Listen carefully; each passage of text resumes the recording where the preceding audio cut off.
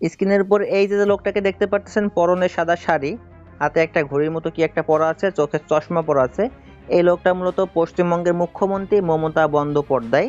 তিনি তার দেশের জনগণদের সতর্ক করছে, বাংলাদেশের সীমান্তে আগুন লাগলে তা থেকে পশ্চিমবঙ্গে তো বটে, বিহার উড়িষ্যাও রেহাই পাবে না বলে তার দেশের জনগণকে তিনি সতর্ক করছে। এছাড়াও তিনি বাংলাদেশ নিয়ে আরো বেশ কিছু মন্তব্য করছে, সেই বিষয়গুলো এই ভিডিওতে তুলে ধরার চেষ্টা করব।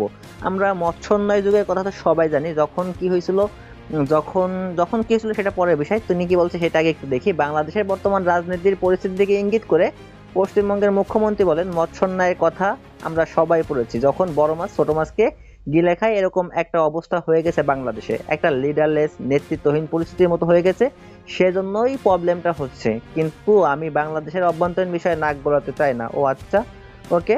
পরবর্তীতে তিনি আরো কি বলছে সেই বিষয়গুলো আপনাদের সাথে দেখাবো। ওকে, দেখেন তিনি আরো যে বিষয়টা বলছে, এই যে তিনি সতর্ক করে বলেন, বাংলাদেশের রাজনৈতিক ও সামাজিক অস্থিতিশীলতা চলতে থাকলে বিহার উড়িষ্যা এর প্রভাব থেকে রেহাই পাবে না। তিনি আরো বলেন, বাংলাদেশের সীমান্তে যদি কেউ আগুন লাগায় তবে বিহার উড়িষ্যাও রক্ষা পাবে না। আমি চাই আমাদের প্রতিবেশীরা আমাদের সঙ্গে শান্তিতে বসবাস করুক।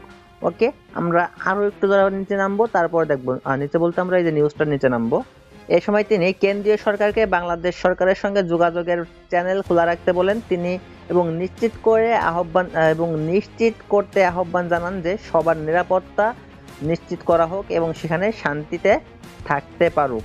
ওকে, মুখ্যমন্ত্রী আরো বলেন, সবকিছুর পরেও তিনি চান বাংলাদেশ তার কঠিন সময় অতিক্রম করুক। মমতা ব্যানার্জি অর্থাৎ এইখানে তিনি আরো একটা তার দেশের সঙ্গে আমাদের দেশের যে সংস্কৃতির মিল আছে সেই বিষয়ে একটা কথা বলছে। বাট এইখানে যে জিনিসটা দেখাবো, এই যে বক্সটার দিকে, এই যে বক্সটা করতেছে এখন, এই বক্সটার দিকে একটু খেয়াল করেন। এর আগে গত সপ্তাহের শুরুতে মমতা প্রধানমন্ত্রী নরেন্দ্র মোদীকে অনুরোধ করেছিলেন জাতিসংঘের কাছে বাংলাদেশে শান্তিরক্ষী বাহিনী পাঠানোর এবং নির্যাতিত ভারতীয়দের সরিয়ে নেবার দাবি করেছিলেন। এইখানে আরো বেশ কিছু বিষয় আছে, সেই বিষয়গুলো আমরা পরবর্তী ভিডিওতে আপনাদের সাথে ক্লিয়ার করার চেষ্টা করব, ক্লিয়ার তো না, তুলে ধরার চেষ্টা করব। তাই চ্যানেলটি সাবস্ক্রাইব করা না থাকলে চ্যানেলটিকে সাবস্ক্রাইব করতে পারেন।